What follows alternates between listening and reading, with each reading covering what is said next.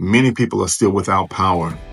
I know, because my mom is in Greenville and still is without power, but yet and still she will not come to Columbia because she wants to make sure when the power does come on that she can assess the damage that has been done to our house.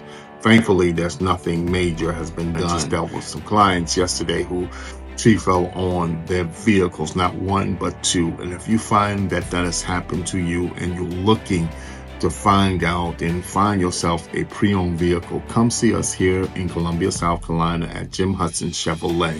We have over 900 vehicles. You don't have to come and see me. See one of my colleagues. They will serve you with a spirit of excellence because our motto is experience it once and you never forget it. We have plenty of new vehicles.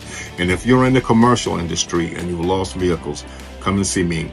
I handle the business elite and fleet and commercial here at Jim Hudson Chevrolet. And to you and to your families who are going through this storm with no lights, we pray that everyone is still safe and that recovery happens quickly. Thank you so much for watching.